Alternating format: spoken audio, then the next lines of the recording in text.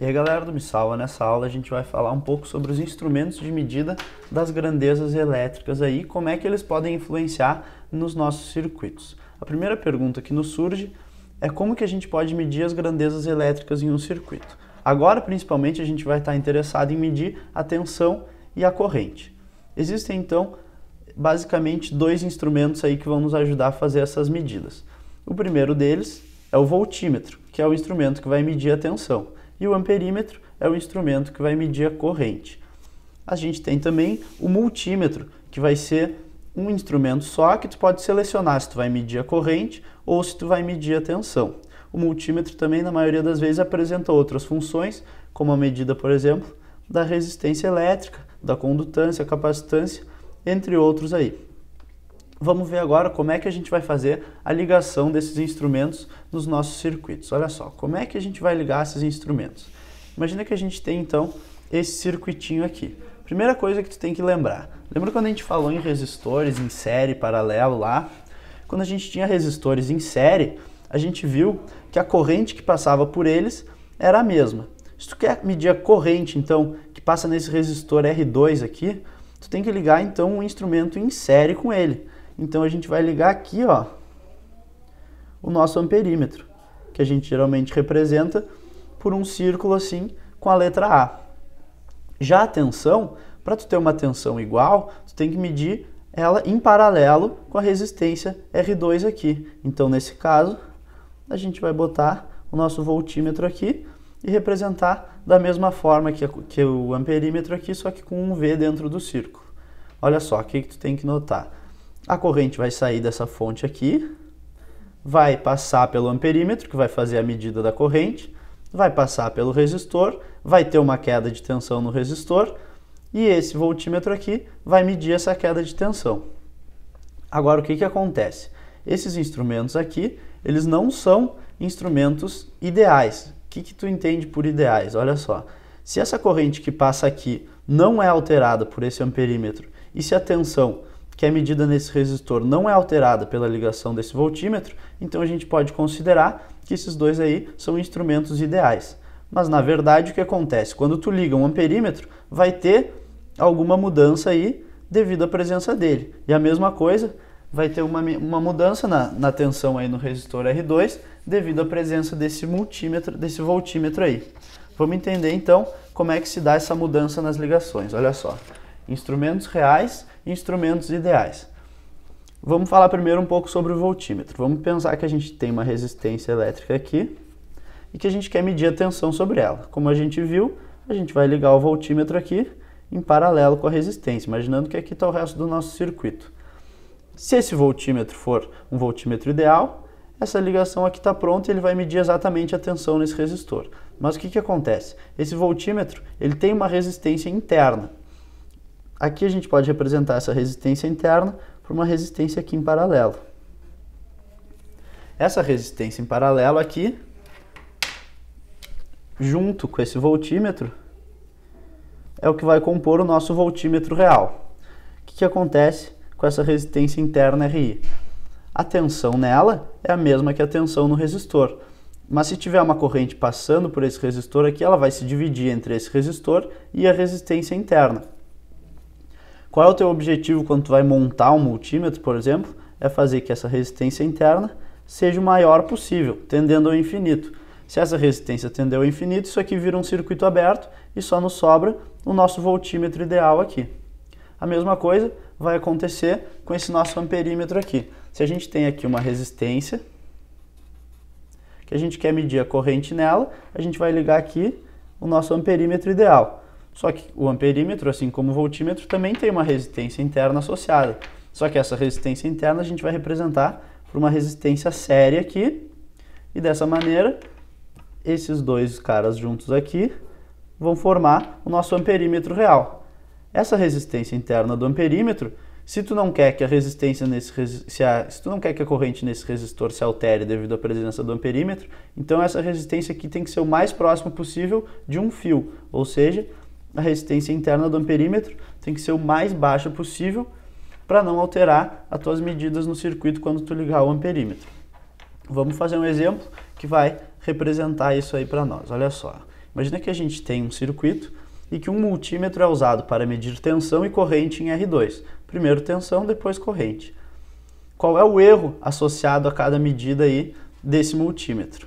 E são dados que a resistência interna, quando o multímetro é ligado como voltímetro, é 10 kΩ, e a resistência interna, quando o multímetro é ligado como amperímetro, é 10 miliohms. Olha lá, nota que como a resistência interna do voltímetro é muito maior que a resistência interna do amperímetro, justamente para fazer aquilo que a gente falou antes lá. Quanto maior essa resistência aqui, mais o voltímetro se aproxima de um voltímetro ideal. Quanto menor essa resistência, mais o amperímetro se aproxima aí de um amperímetro ideal. Vamos dar uma olhada então no nosso circuito aqui, ó. Esse aqui vai ser o circuito que a gente vai estar analisando. É bem simples, uma fonte de tensão de 10 volts, um resistor de 8, em série com um resistor de 2 ohms aqui, que é o nosso R2, no qual a gente vai estar interessado em fazer essas medidas. Primeiro vamos calcular qual é a tensão e qual é a corrente que passa em R2 sem a presença de nenhum instrumento, ou se tu quiser pensar assim, com a presença de instrumentos ideais. Vamos lá então. A tensão em R2, se tu lembrar lá do nosso divisor de tensão, vai ser a tensão da fonte vezes o R2 sobre a resistência equivalente série, que é a soma dos dois. Então a gente vai ter 10 vezes 2, que é o resistor que a gente quer, sobre a soma deles, que é 10. Isso vai nos dar 2 volts. A corrente também é bem fácil de calcular. Se a gente fizer o equivalente entre esses dois, a gente já sabe que a gente tem 10 aqui, e a corrente que passa neles é a mesma. Então a corrente vai ser a tensão da fonte sobre a resistência equivalente. Isso vai nos dar 10 sobre 10 igual a 1 ampere. Então essas são as duas grandezas aí medidas como se não tivesse nenhum instrumento, ou como se tivesse aí instrumentos ideais medindo a nossa tensão e a nossa corrente. Agora vamos analisar o que vai acontecer quando a gente ligar o voltímetro e depois quando a gente ligar o amperímetro. Olha só, essa aqui é a nossa ligação com o voltímetro. Imagina que aqui tem um voltímetro ideal que está medindo a tensão sobre esse resistor, que é a mesma sobre esse resistor aqui. E esse resistor vai ser aquela resistência interna que a gente falou antes lá. Vamos fazer essa conta então. Olha aqui, primeira coisa, vamos calcular a resistência equivalente paralelo entre o resistor de 2 e a resistência interna. A resistência equivalente paralelo vai ser igual a 1 sobre RI mais 1 sobre o R2, isso na menos 1. Isso nos dá 1/2 mais 1 sobre 10K, isso aí na menos 1. Essa conta é um pouquinho chata de fazer aí na mão, então a gente vai usar a calculadora aqui, olha só. Vamos fazer 1/2 mais 1 sobre 10K, que é 10.000, e o inverso disso aí vai nos dar nossa resistência equivalente, que vai ser 1.9996.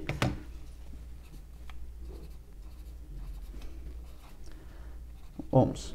Olha só, nota como a presença desse resistor de 10K aqui influenciou muito pouco na resistência equivalente. A resistência equivalente se aproxima muito da nossa resistência R2 ali. Se essa resistência aqui tendesse ao infinito, a resistência equivalente paralelo seria igual a 2. Agora a gente tem uma resistência equivalente entre esses dois aqui, a gente pode calcular a tensão sobre eles usando aquele mesmo divisor de tensão lá. Então a tensão no resistor equivalente vai ser a tensão da fonte vezes o resistor equivalente sobre a soma entre esse resistor de 8 mais o resistor equivalente. Isso vai nos dar 10 vezes 1,9996 sobre 8 mais 1,9996. Voltando para a calculadora aqui, a gente já tem 1.9996 aqui, a gente vai dividir por 9.9996 e multiplicar por 10, que é a tensão da fonte. A gente ficou com uma tensão igual a 1.99968.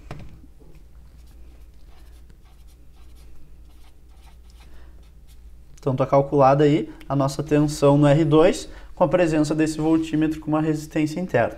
vamos ver agora o que vai acontecer quando a gente ligar um amperímetro aí. Aqui está o nosso circuito, imagina que aqui a gente tem um amperímetro ideal e essa aqui é a nossa resistência interna do amperímetro. Aí, um pouco mais fácil de tu calcular qual é a corrente que passa aqui. A corrente vai ser a tensão da fonte dividido pelo resistor equivalente entre esses três aqui, que vai ser 2 mais RI mais 8. Isso vai dar 10 sobre 2 mais... O RI lá era 10 miliohms. Isso é 10 vezes 10 na menos 3 mais 8. Se a gente fizer essa conta aí na calculadora, primeiro vamos calcular então o resistor equivalente série. Então é 10 vezes 10 na menos 3 mais 2 mais 8. Isso dá 10,01. 10,01 vai ser 10 dividido por isso. Então vai ser 10 dividido por essa resposta aí que vai dar 0,999 amperes. Olha só. Olha como essa corrente aqui se aproximou bastante daquela corrente que a gente tinha calculado antes. Era 1, agora ficou muito próxima de 1, mas não chegou a 1. Se essa resistência aqui interna do amperímetro fosse para 0, daí a gente teria esse valor aqui igual a 1. Para finalizar, então, vamos calcular qual é o erro associado a cada uma dessas medidas aí. Olha aí, o erro a gente vai calcular pela medida ideal menos a real sobre a ideal. O erro de tensão,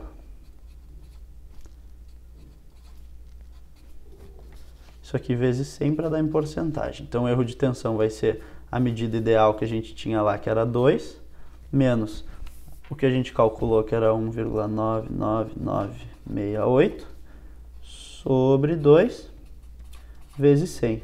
Isso vai nos dar um resultado aí, 2 menos 1,99968. Isso aí dividido por 2, isso vezes 100. Isso aí dá igual a 0,16% de erro. Olha só como o erro ficou muito baixo. Na verdade, na maioria das vezes, tu vai poder desprezar aí essa resistência interna dos instrumentos e tu vai poder calcular o circuito normal com a presença desses instrumentos, considerando eles como ideais, mas é sempre importante tu saber que, na verdade, esses instrumentos não são ideais na vida real, eles sempre vão ter uma resistência interna. Se as resistências do teu circuito forem da mesma ordem de grandeza que a resistência interna do instrumento, daí tu pode ter um erro cada vez maior aí, então. Então era isso aí. Até a próxima.